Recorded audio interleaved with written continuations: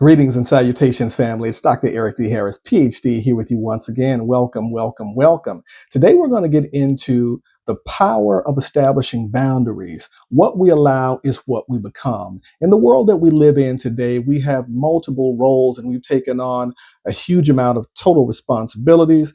But there's a quiet truth that sort of bubbles beneath the surface there that in many instances goes unnoticed if we don't take the time to take advantage of it and move in a space where we can seek to observe what's taking place. A profound statement holds key as it relates to personal growth and our emotional well-being and our long-term success, our habits, our relationships, those environments.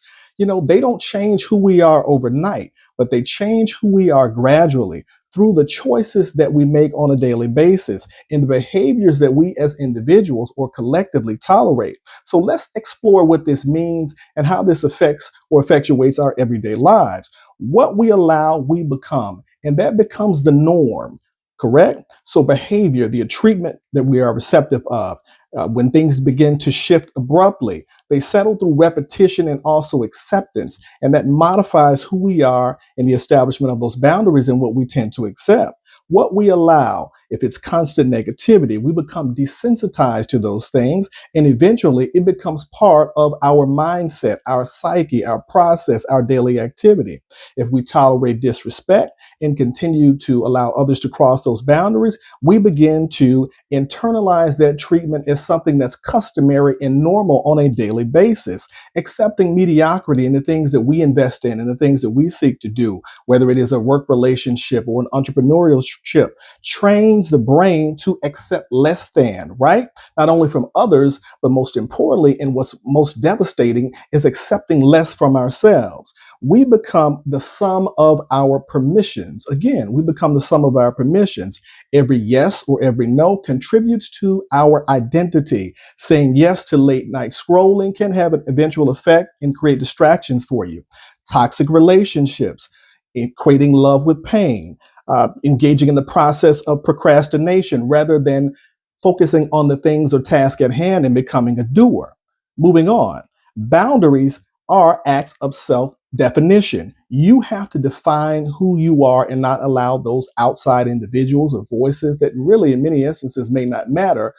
Define who you are and where you are. So setting clear boundaries is not a selfish thing. Don't let anyone manipulate or guilt trip you into that. It is an essential thing as you seek to progress, develop, and move in a space of progress. By saying no, it allows interruptions to be tossed about on the outside. So we become very focused and on the tenor of our time, and people become more respectful of the time that we have when we say no. By refusing to engage in gossip or miscellaneous conversations, you become a person of high esteem, of integrity, you're forthright, and you're also trustworthy. And ending one-sided friendships or one-sided relationships, you become the protector and the guardian of your not only mental energy, but also your emotional energy. And boundaries aren't necessarily impediments. They aren't walls. They aren't speed bumps at all. They're the blueprint for the person that you are choosing to become. And remember, you are persistently investing in you. So energy flows wherever permission is given, as Newton would say. Attention, you must understand, is currency. So wherever we place it, it will grow. Allow inspiration, you become creative. Allow gratitude, you become content. Allow resentment, and you become a very bitter person. Our inner world reflects the emotional and mental diet that we permit on a daily basis. Be deliberate about what you feed your mental space. Be deliberate about what you feed your soul. So understand this. Habits are permission in motion. Every habit is a permission that's been given, and it gives the permission to continue or relieve itself. Allow yourself to skip the gym on a particular day, and that creates inertia, and then that creates a space where you are, where there is no movement, there's no development, there's no growth, there's no maturation. But allow yourself to write a paragraph on the flip side one day, and that paragraph becomes a book over time. Daily gratitude and journaling, that permission creates a mindset shift. So we teach people how to treat us. That's very, very important.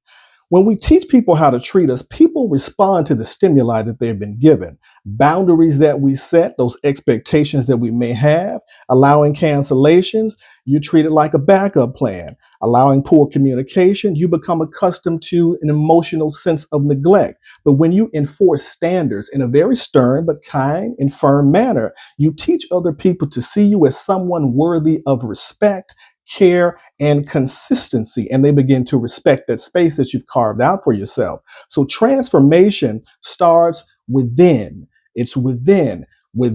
So you begin to remove from a space of where you are seeking or asking permission. So change doesn't always require a massive overhaul of action overnight. Sometimes it simply starts with saying no, or not doing things that no longer serve you or edify you in any particular way.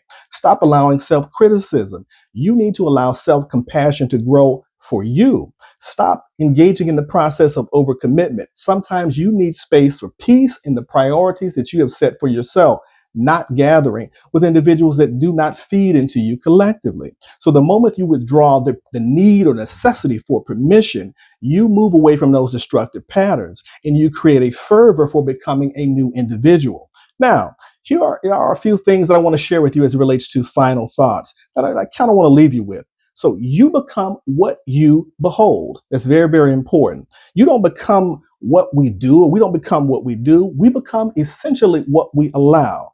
From the thoughts that we entertain, from the people that we keep in our daily lives, the routines, the emotional responses or lack thereof emotional responses, each allowance is a vote for the person that we are becoming. And hopefully that's a new person in terms of growth and development and success. So here are a few things that you need to ask yourself. What am I currently allowing in my life? That's a powerful question. Is it shaping the version of the person that I have wanted to become, or the person that I see myself becoming? Because whatever you permit today, believe it or not, will define you very much on tomorrow. So be mindful of the allowances that you share. They're quietly building your future self.